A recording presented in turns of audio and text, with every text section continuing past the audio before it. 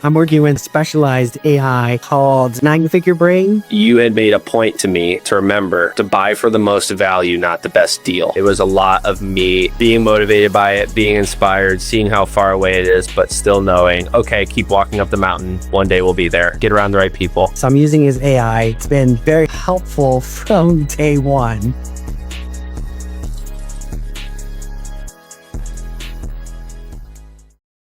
So today I want to welcome Bryce Perez. So we have known each other for about 6 months now. And one of the very cool things I'd like to compliment him on is, one, I've seen him become himself a lot more on camera since I met him and show who he actually is off camera. Two, I think I have a much higher respect for land as a real estate asset and the true potential of what commercial real estate actually looks like. And three, Bryce has been extremely open to the use of AI and a very quick adapter, which usually means I look forward to Zoom calls with Bryce more than those that don't adapt. So Bryce, welcome to the show. Thank you. Glad to be here. All right. So a few things we were going to talk about today. One is I was just excited to get to interview you because I think you do a very interesting thing in real estate that a lot of people in my sphere may not understand is even an option. But two, we got news about 2 hours ago that our offer was accepted on our home. And I think the day before we went on our final search, you had made a point to me to remember to buy for the most value, not the best deal. And I remember kind of being annoyed with your advice, which meant it was good. So I kind of sat there and I listened. Yeah, I think we made that exact choice. So we just found out the offer was accepted. It was higher than I wanted it to be, but under the framework of does it have a lot of opportunity to continue gaining value? Yes. So why did you ask me that question and why did you try to make that point? Is that something you think a lot of people don't think of when they're buying real estate? Yeah, we're all taught to buy low and sell high. And many times what that translates to is buy the discount or buy the cheap seats or buy the leftovers. Or I'm just going to keep going with phrases until I make the point. Buy the lowest price point. Like I could go on, right? Buy the penny stock, buy the used car. Now, in some cases, in some instances, that's some cases that's a valid arbitrage to go for.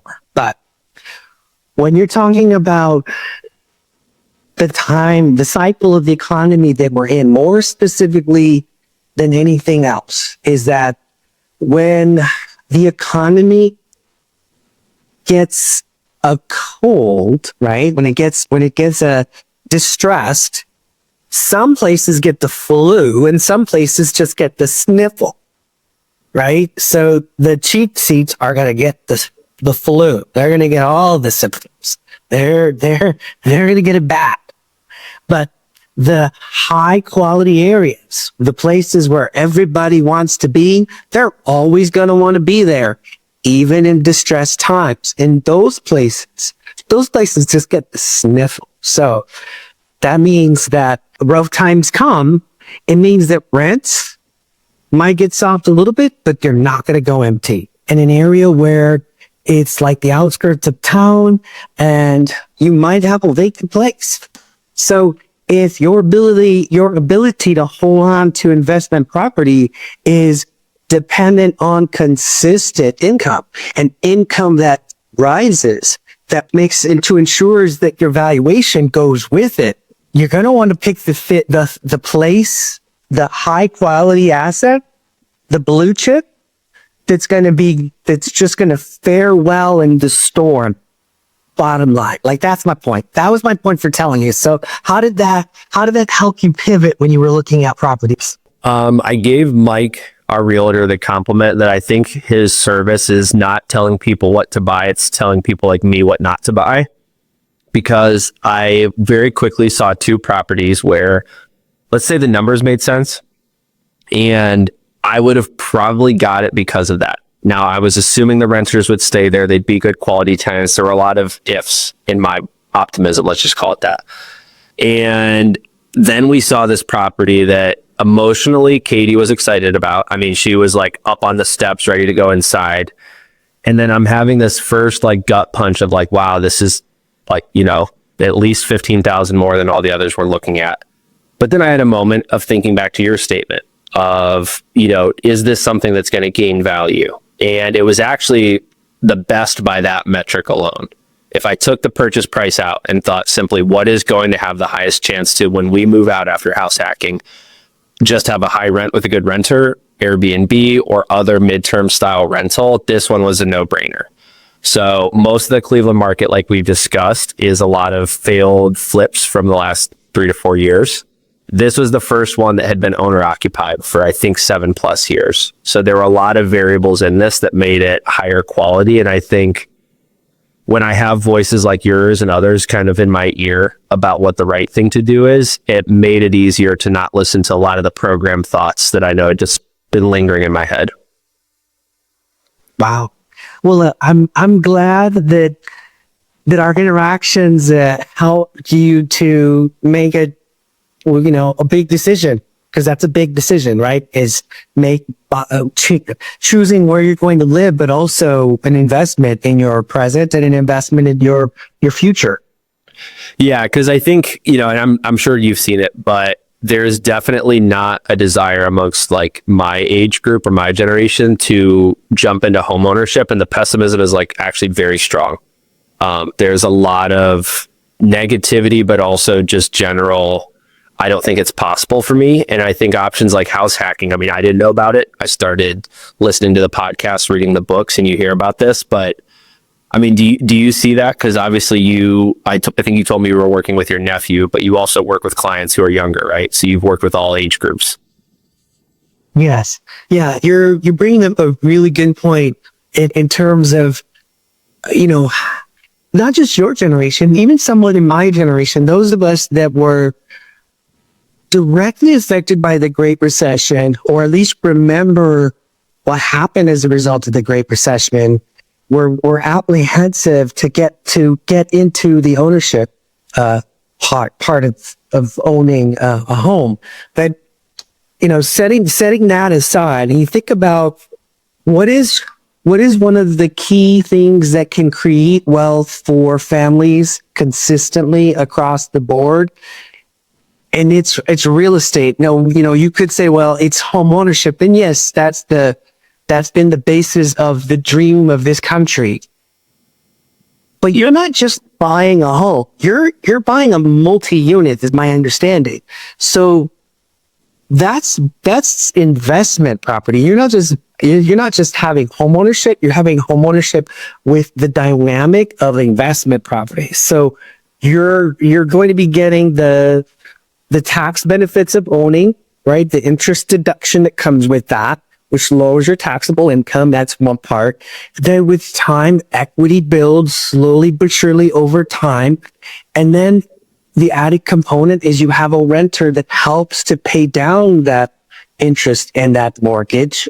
And so when you put those bundles of benefits over time put together, and let's say there's a you that didn't buy a house, but they rented, and then the you that rented, of you that bought an investment property, and you fast forward 5 to 10 years down the road, the you that bought the property that had the multi-unit, your household wealth will have gained significantly, more so than your ability to save, more so than your ability to put that capital to work in something else. I mean, maybe if you have a really gainful enterprise, or you're super lucky with the stock market, like the easiest predictor to create wealth is the path that you're choosing. Plain and simple. Well, yes. Thank you. One, thank you for saying that. And two, it is a different mentality, because I think a lot of us are afraid. So like for me personally, I think I told you the reason we started the social media company was I read one of Brandon Turner's books, and then I realized for me to best understand this, like I need to get in the game. I need to do whatever I know how to, and then let the others do what they're best at. And the thing that's been very interesting, kind of like full circle moment of my relationship to you, is I joined a mastermind. I want to say, like, honestly, maybe a week or two before we actually connected on Zoom. And I was so fascinated that all of these digital marketing guys who were, let's call it, really high cash flow or high income earners, they kind of skipped the phase I'm going through now. They didn't really have a desire to house hack. Yes, some of them own their own personal residence, some rented, but they're all very fascinated in buying land. Like, that is a huge thing that these guys are into. And in Ohio, it's not a big deal. But for the viewers out there, where are you located, and what has your experience been in the world of either buying or selling land? Because I think it's two very different sides of the coin, right? Yeah. Yeah. I think we all start our journey in real estate, or our journey of investing into real estate. We usually start that journey where we are and what we know. And that's different for everyone. So if your start is with house hacking and someone else did it, like, that's everybody's journey is different. And, we all start out investing in the areas in which we know, but you also can learn about areas outside of your territory. And if you learn that territory or work with somebody that knows that territory, you could just as easily invest in land or income property across multiple areas, which many people that invest a lot, they end up doing. Yeah. So for you, what market are you in, for the people that don't know? I am located in Arizona, and I am licensed in Arizona and California. I also invest here in Pinal County and Coconino County. I have, over the last 2 years, I have purchased, or I should say I have acquired about 40 to 50 properties, and I've sold most of them. I have about 15 right now in inventory. And so you've done this, from my understanding, also doing a lot to understand the geography of your area. Because like in Ohio here, we're by a lake, there's a lot of basements, and you're out in what I understand to be a lot of desert land. So what are some of the things that maybe investors here in Cleveland may not know about investing in a market like yours? Well, I think when you think of Arizona, you think hot and you think desert.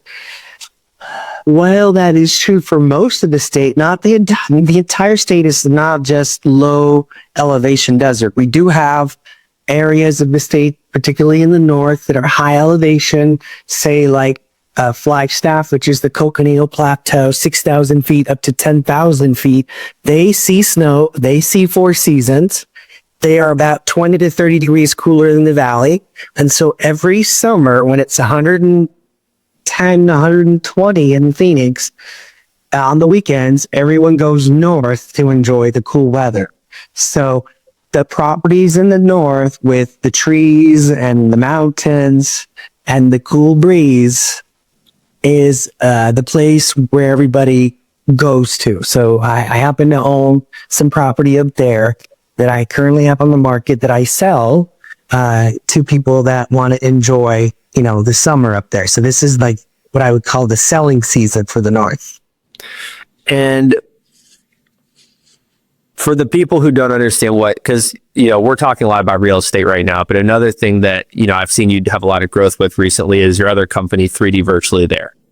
And I remember it took me like 2 or 3 Zoom calls with you to fully be like, all right, these are different things, but they are very feeding of each other.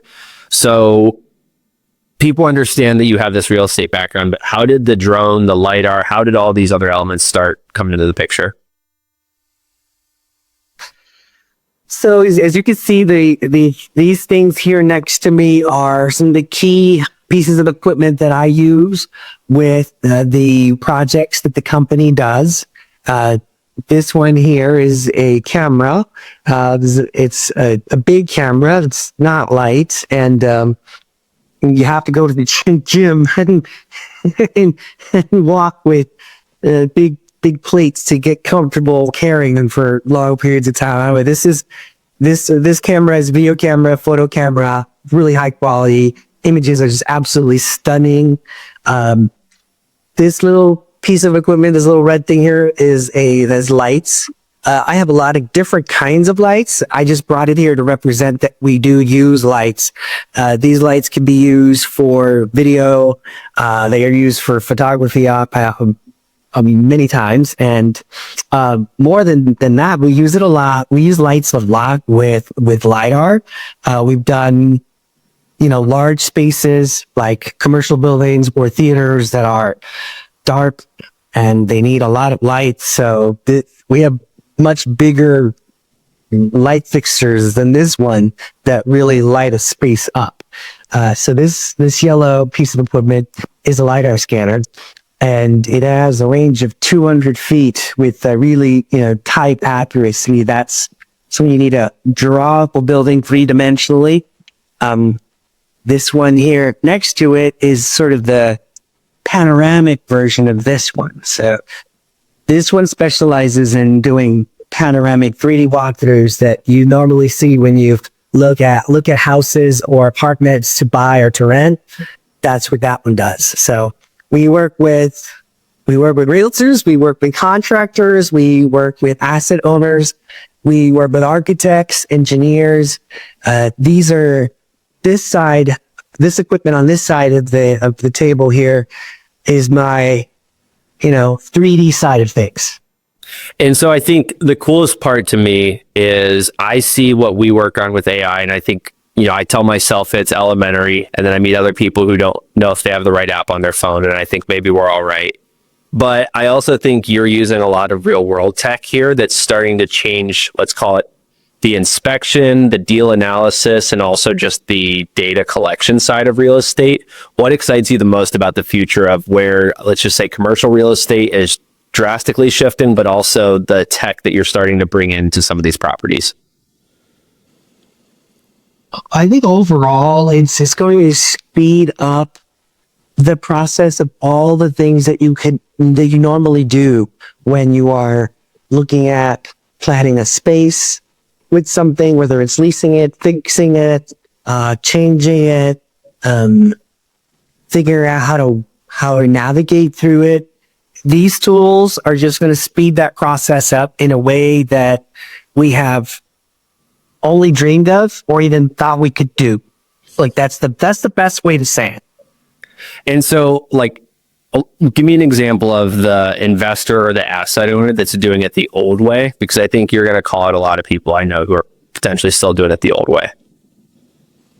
Well, one of the most obvious one is you go in and you take a picture of a spot, and then you get a piece of paper, and then you say, okay, this wall was that picture, and then they do a laser measure or a tape measure. They measure the wall and then they mark it down, and they're like, okay, what's the measurement of this window?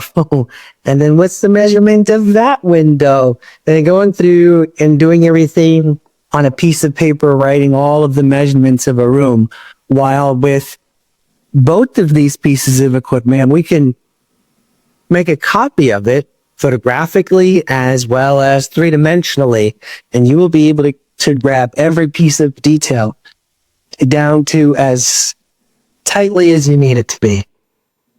And how delusional does it sound when someone goes, well, I'm just worried that, it might be worse than I am? It's actually going to be way more efficient and way more accurate than any of us could ever be. And did it take you a while to accept that? Or was it like one of the first times you saw these work, you quickly realized okay, this is superior technology? Correct. Yes. Once you comprehend the workflow of what this is and how it puts it together and how you can verify that it's aligned, yeah, you can have pretty great confidence that what you're delivering is solid. Yeah,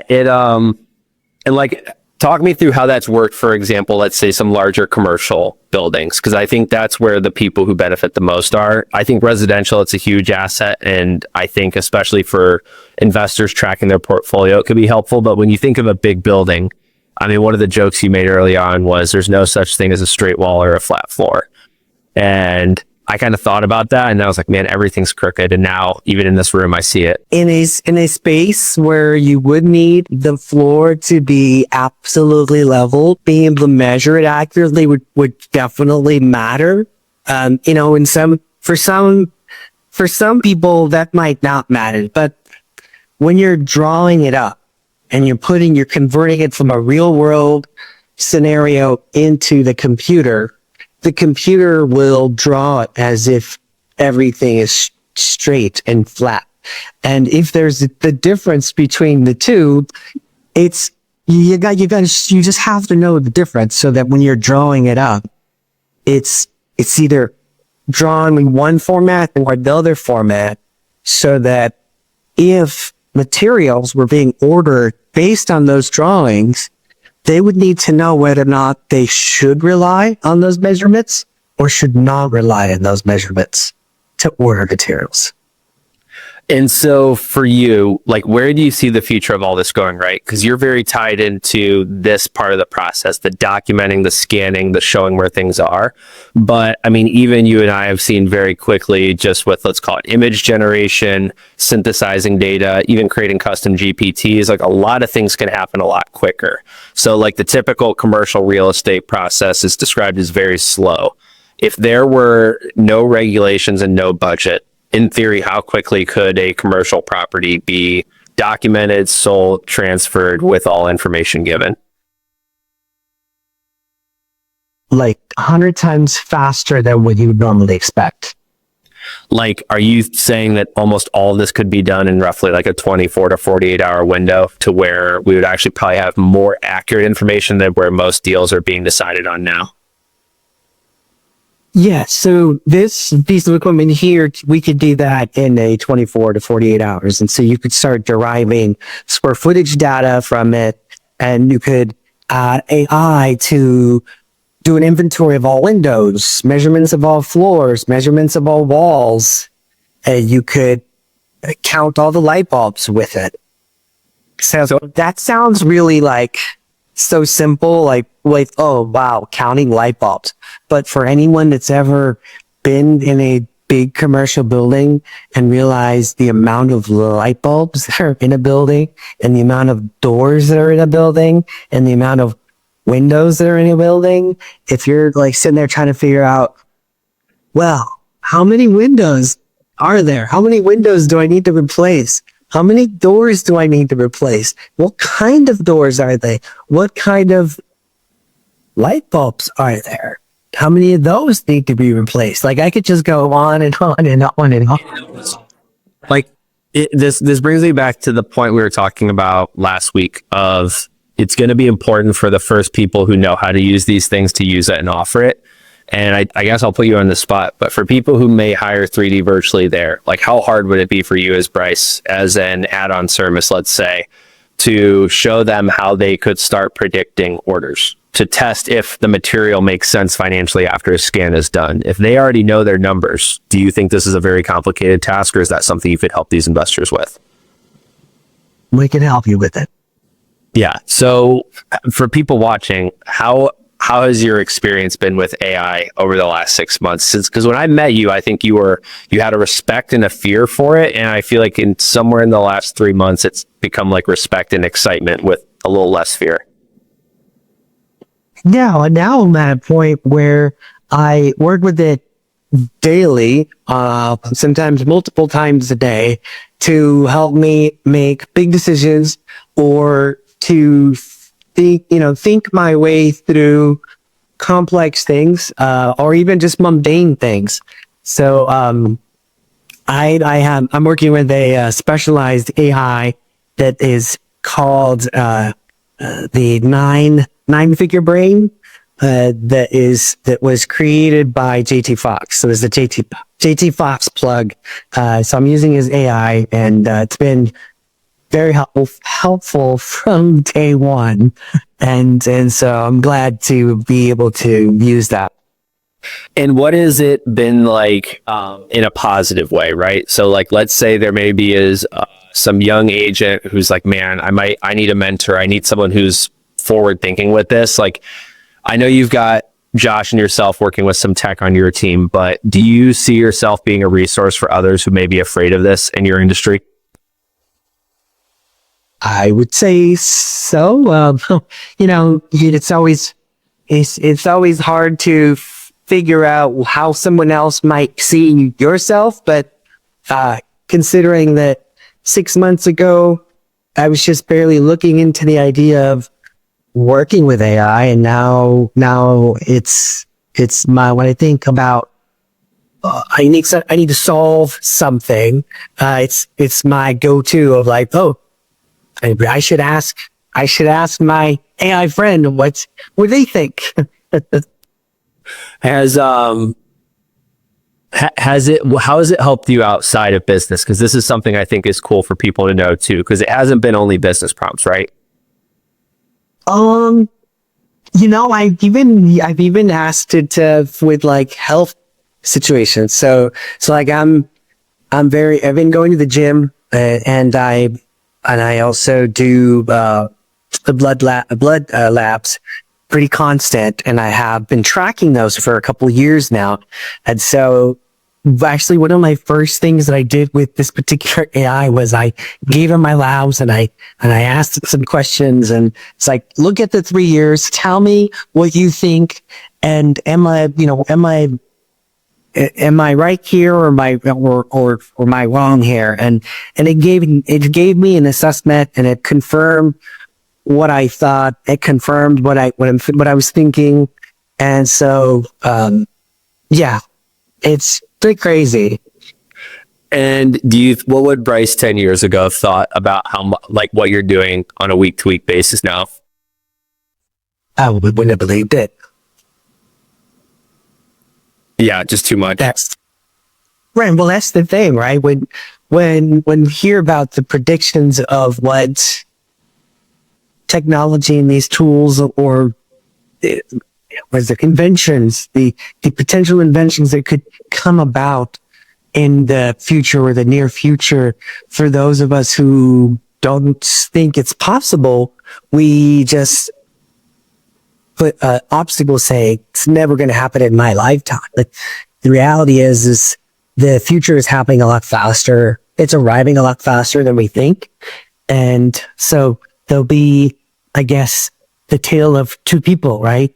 The person that pivoted and worked with it, and the person that blocked it, denied it, and found themselves in another existence because it's not part of their reality. Yeah, it's going to go both ways. It really is. Yeah.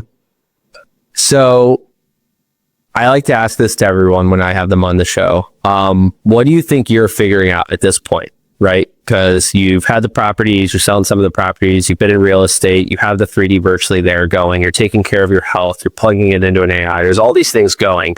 Someone on the outside might be like, this guy has it all figured out. But what are you still working on as Bryce? And who are some of the people you're trying to meet? You have an idea. You have an inspiration of what you would like to become.